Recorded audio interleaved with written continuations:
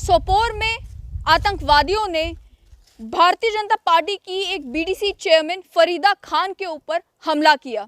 इस आतंकी हमले में एक काउंसलर और एक एसपीओ शहीद हो गए हैं। एक सिविलियन था जो कि बुरी तरीके से जख्मी हुए हैं और उन्हें श्रीनगर शिफ्ट किया जा रहा है। मैं आपको बता दूं कि counsellor Riyaz Ahmad Pir son of Ghulam Nabi Pir of Ningli Sopore और उसके अलावा एसपीओ शफकत नज़ीर खान इस आतंकी हमले में शहीद हो गए हैं। उन्हें अस्पताल ले जाया गया, लेकिन अस्पताल में ये बताया गया कि क्योंकि उन्हें वो बहुत बुरी तरीके से जख्मी हुए थे, इसीलिए वहां पर जो है कह दिया गया कि अब वो शहीद हो चुके हैं। उसके अलावा जो बीडीसी की चेयरपर्सन है फरीदा खान, कहा यह जा रहा है कि हमला उनके ऊपर किया गया था। उसके अलावा मैं आपको ये बता दूं कि एक सिविलियन जो थे वो भी इस मामले में, जिनका नाम शम्सुद्दीन सन ऑफ गुलाम मोहम्मद पीर बताया जा रहा है, वो भी इस आतंकी हमले में बुरी तरीके से जख्मी हुए हैं। और कोशिश करेंगे कि आपको इनपुट दें कि वहाँ पर क्या चल रहा है। मेरे साथ जुड़ चुके हैं भारतीय जनता पार्टी के ही लीडर अल्ताफ ठाकुर। अल्ताफ जी, आपसे समझना चाहूंगी फरीदा जी का इस समय क्या हाल है, डॉक्टर्स क्या कह रहे हैं, क्या वो स्टेबल हैं या क्रिटिकल हैं? देखिए, डॉक्टर फरीदा जी बिल्कुल सेफ है, उनको कोई चोट नहीं आई है। डॉक्टर फरीदा जी उस वक्त अंदर मीटिंग हॉल में थी, वो सेफ है। लेकिन बड़े दुख के साथ आज जो काउंसलर वहाँ रियाज साहब जो शहीद हुए या शमसुद्दीन साहब जो जख्मी हुए हैं, जिनको अभी तो श्रीनगर के एसएमएच हॉस्पिटल में रेफर किया गया, दोनों बीजेपी के काउंसलर हैं। बड़े दुख के साथ मैं उनकी शहादत को सलाम करता हूँ। आज देखिए, जब आज हर तरफ पूरे देश में बड़े चाव के साथ एक साइड में होली मनाई जा रही और दूसरा जो मुसलमानों का सबसे बड़ा दिन है, शबी बारात की रात है, जिस दिन हर कोई मुसलमान अपने गुनाहों की माफी मांगता है, रात भर इबादत की पैरी। और दहशतगर्द देखिए, दहशतगर्द इन्हीं मौकों को ढूंढ के मासूम लोगों पे हमला करते हैं। इससे साफ वाज़ेह होता है कि दहशतगर्द का कोई मजहब नहीं होता है। ये दरिंदे होते हैं, ये जानवर होते हैं, ये शैतान होते हैं, क्योंकि शैतान का कोई मजहब नहीं होता। और आज इस मुकद्दस रात के दिन ही उन्होंने 2 घरों के चिरागों को बुझा दिया है। ऐसे लोग जो दहशतगर्द यहाँ भेजते हैं, उनको भी मैं बड़े कड़े लफ्ज में ये बात देता हूँ। देखिए, आप ये खून खराबा बंद कीजिए। आपने बहुत बड़े ज्यादा दहशतगर्द यहाँ भेजी। आपने पिछले 30 साल से कश्मीर को खून में नहलाया, हमारे नौजवानों को आपने मरवाया। ये सारा पाकिस्तान के मौका हो रहा है। एक तरफ वो अमन ताब की बात करता है, ड्रामे करता है, और दूसरी तरफ वो दहशतगर्दों को यहाँ एक्सपोर्ट कर रहा है। लेकिन यहीं पर अल्ताफ जी, आतंकवादियों के इस कायराना हमले के बारे में आप क्या कहेंगे कि 2 लोग शहीद हुए हैं, एक बुरी तरीके से जख्मी है, फरीदा जी के ऊपर हमला किया गया है? देखिए, मैं इतना ही कहूंगा, दहशतगर्द दरिंदे होते हैं, ये शैतान होते हैं और इनका कोई मजहब नहीं होता है। इनके सामने होली, दिवाली, ईद, शबी कद्र, शबी बारात कोई अहमियत नहीं रखता है, क्योंकि उनकी काम है लोगों की जान लेना, और ये वो करते आए। आप देखिए, पिछली 2 साल पहले आप जाएंगे तो इसी मुकद्दस रात शबी कद्र की रात पे उन्होंने शहीद अयूब पंडित को भी मरवाया था। ये वही लोग हैं जो मजहब के नाम पे लोगों को धोखा देते और मजहब का सहारा लेकर मासूम लोगों को बोलते हैं। मैं आपकी वसादत से भी ये बात, जिन्होंने आज इस मुकद्दस रात पे ये कांड किया है, उनको बख्शा नहीं जाएगा, उनको उसी अंजाम तक पहुंचाएगा जिस अंजाम तक यहाँ दहशतगर्दों को पहुंचाया जा रहा है। लेकिन अल्ताफ साहब, ये पहली बार नहीं है कि पंचायत के रिप्रेजेंटेटिव्स के ऊपर आतंकवादियों ने हमला किया हो। इससे पहले भी बीडीसी चेयरपर्सन हो या सरपंच हो, उनके ऊपर हमले होते आए हैं। क्या कहेंगे कि क्यों पंचायत के ही रिप्रेजेंटेटिव्स को टारगेट किया जाता है आतंकवादियों द्वारा? ये पाकिस्तान और पाकिस्तान सुपार्षद दहशतगर्द जो है, उनको जम्मू कश्मीर में तरक्की और जम्मू कश्मीर में अमन नहीं रास आ रहा। आप देखिए, जम्मू कश्मीर तरक्की हो, जब से 370 हटाए, नफरत की दीवार जो गिरी है, जम्मू कश्मीर अमन और विकास की राह पे बड़ी तेजी के साथ आगे चल रहा है, और दहशतगर्दों को ये रास नहीं आ रहा है।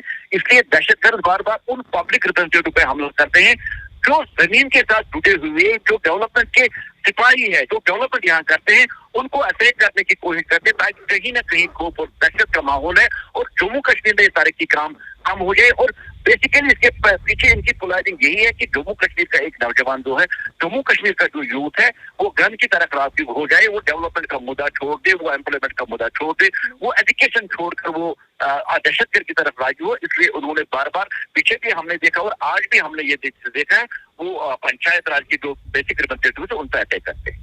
लेकिन अल्ताफ साहब, भारतीय जनता पार्टी बार बार ये कहती है कि आतंकवाद के ऊपर नकेल कसी गई है, कश्मीर में अब हालात जो है वो सामान्य है, कोशिश की जा रही है आतंकवाद की कमर तोड़ने की, कमर तोड़ दी गई है।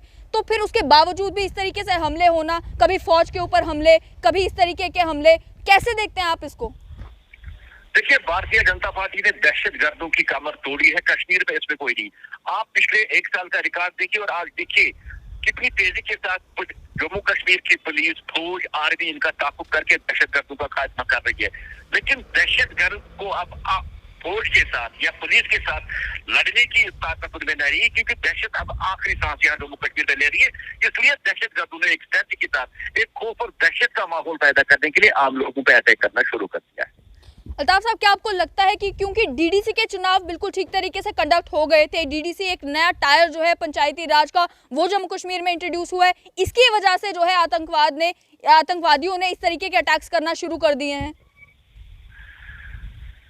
देखिए, पंचायत राज के तीनों टायर, चाहे पंचायत का बेसिक इलेक्शन हो, उसके बाद बीडीसी चेयरमैन हो और अब डीडीसी, जो पहली बार हिस्ट्री में जम्मू कश्मीर में हुआ है, यही फ्रस्ट्रेशन की वजह बनी है दहशत और उनके आकाओं की।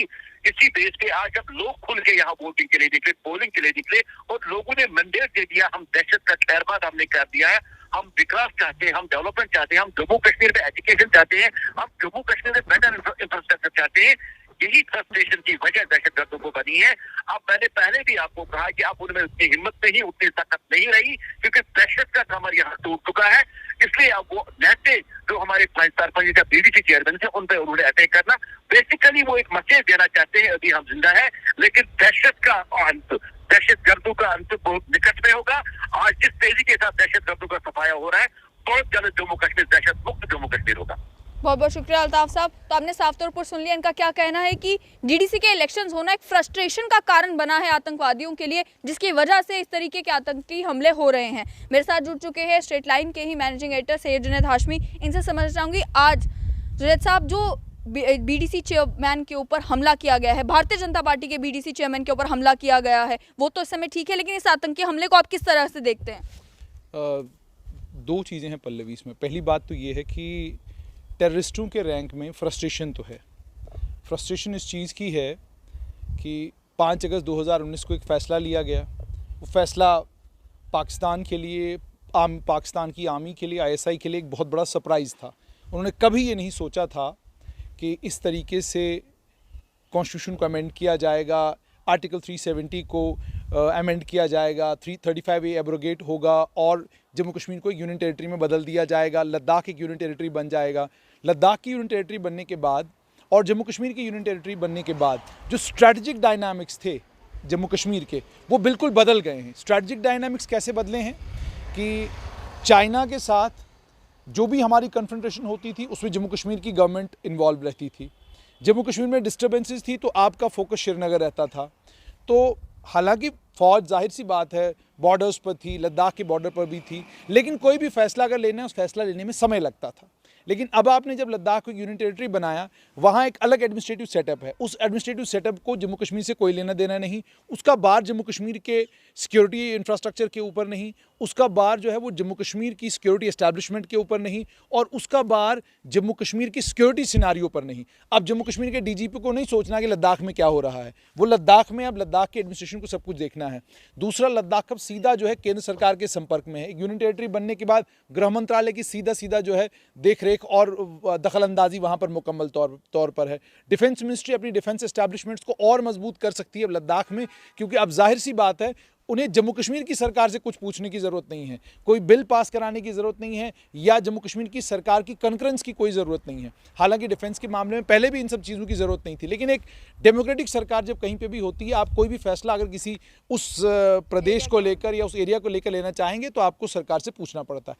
इसी तरीके से कश्मीर में भी हो चुका है। कश्मीर में यूनियन टेरिटरी बन गया। यूनियन टेरिटरी बनने के बाद अलगाववादी नेता तो मुकम्मल तौर पर लुप्त हो गए। वो तो पता ही नहीं है कि वो कश्मीर में कोई अलगाववादी नेता है भी या नहीं है, वो एग्जिस्ट ही नहीं करते। उनके लिए एग्जिस्टेंशियल क्राइसिस भी हो गया है कि आपको अब मीरवाइज जो है वो जब उनको नज़रबंद थे, वो नज़रबंद होने के बाद जब उनको छोड़ा जाता है, वो नौहट्टा जाते हैं, मस्जिद के अंदर पहला अपना बयान करते हैं और पहले अपने बयान में हिंदुस्तान और पाकिस्तान के बीच में जो बातचीत शुरू हुई है उसका वेलकम करते हैं और साथ में ये कहते हैं कि हम सहायक बनना चाहते हैं इंडिया और पाकिस्तान को करीब लाने में, और इंडिया और पाकिस्तान के बीच में जो बातचीत हुई है हम इसका वेलकम करते हैं। तो ये बिल्कुल एक अलग तरह का बयान है और साफ तौर पर यह दर्शाता है कि उनको भी they have also accepted the reality. Pakistan ने जिस तरीके से एकदम से इसमें बहुत सारी और भी एजेंसीज जाहिर सी बात है इन्वॉल्व रही होंगी, लेकिन पाकिस्तान ने जिस तरीके से DGMO लेवल पर बातचीत होती है और ये तय किया जाता है कि जी बॉर्डर्स पर सीज फायर का जो है उसको ऑनर किया जाएगा, अब सीज फायर वायलेशंस नहीं होंगी, तो आपके बॉर्डर शांत हो गए। बॉर्डर शांत होना 370 के अमेंडमेंट के बाद बहुत बड़ी डेवलपमेंट है। बहुत सारे लोगों को लगता है कोई डेवलपमेंट नहीं, बहुत बड़ी डेवलपमेंट है। क्यों बड़ी डेवलपमेंट है? क्योंकि 370 हट गया है। पाकिस्तान का जो लगातार क्लेम जम्मू कश्मीर के ऊपर था, वो क्लेम लगभग 99% ख़त्म हो गया, जिस वक्त आपने 370 के अमेंडमेंट के बाद आपने सीज फायर के लिए वहीं से कहा जी आइए सीज फायर कर लेते हैं। तो इसका मतलब ये हो गया कहीं ना कहीं inherently this has been accepted widely in by Pakistan कि whatever is happened in Kashmir has happened, it is a reality, we can't do with it. अब ये सब चीज़ें जहाँ हुई हैं, वहीं पर जो आतंकी संगठन कश्मीर में इतने सालों से सक्रिय हैं, उन्हें जगह नहीं मिल रही, स्पेस नहीं अब मिल रही ऑपरेट करने के लिए। आर्मी का भी और सिक्योरिटी फोर्सेस का भी ये कहना है कि अब प्लान्ड अटैक्स की जगह इसी तरीके से सरप्राइज अटैक्स किए जा रहे हैं। सरप्राइज अटैक्स भी किए जा रहे हैं। और पिछले दिनों जो वहाँ की आर्मी ने भी और IGP कश्मीर ने भी एक प्रेस कॉन्फ्रेंस में ये कहा था कि अब जो आतंकवादियों का तरीका उन्होंने बदला है कि अब वो क्या करते हैं कि किसी एक 2-4 यंगस्टर्स को एंगेज करेंगे। एंगेज करने के बाद मान लीजिए वो किसी मॉल में काम कर रहा है, किसी दुकान के ऊपर काम कर रहा है, या वो कोई साधारण स्टूडेंट है, कॉलेज पढ़ने वाला, यूनिवर्सिटी पढ़ने वाला, आपने उसको एंगेज किया। एंगेज करने के बाद आपने उसको कहा कि ये आपका टारगेट है, आप अपना टारगेट अचीव करो।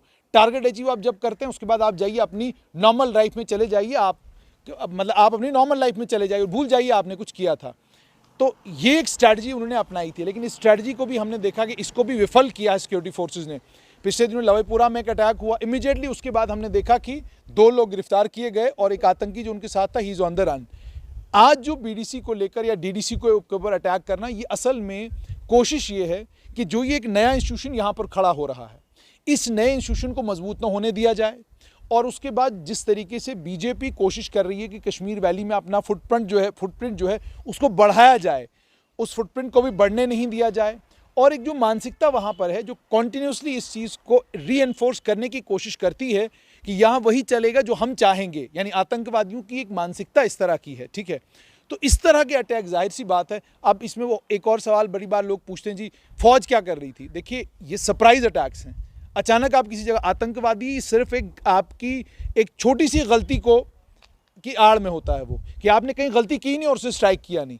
तो हालांकि बहुत हद तक सिक्योरिटी एस्टैब्लिशमेंट ने इतने सारे स्टेप्स लिए हैं जिससे अब सरप्राइज अटैक्स करना लगभग ना के बराबर हुआ है। लेकिन अब जो सॉफ्ट टारगेट्स हैं अब वहाँ तो चले जाते हैं, कंटोनमेंट्स आपने सिक्योर कर लिए, सिक्योरिटी एस्टैब्लिशमेंट्स वो आपने सिक्योर कर ली, उसके अलावा पुलिस थाने और ये तमाम चीज़ें आपने अलग अलग तरीके से अलग अलग जो आपने तरीके अपनाए उससे आपने सिक्योर कर लिए। अब कौन है, अब सॉफ्ट टारगेट आतंकवादी ढूंढते हैं। वो किस लिए सॉफ्ट टारगेट करके आप क्या करते हैं, एक तो आप अपनी प्रेजेंस आपकी बन जाती है, दूसरा हेडलाइन बन जाती है, तीसरा शोर मच जाता है। अब ये 3 चीज़ें जो है ना, ये आतंकियों के उस नेटवर्क का एक आखिरी हिस्सा है, ठीक है, जिसको ध्वस्त करने का पूरा काम जो है उस पर लगी हुई है सिक्योरिटी एस्टैब्लिशमेंट। मगर इस तरह के अटैक आने वाले कल में नहीं होंगे, या इस तरह के अटैकों को प्रिवेंट किया जा सकता है, कोशिश हो सकती है। लेकिन जब हम सिक्योरिटी एक्सपर्ट से बात करते हैं, पूर्व पुलिस ऑफिसर्स से बात करते हैं, XDGP से बात करते हैं, वो ये कहते हैं कि आप नहीं रोक सकते इस तरह के अटैक्स को,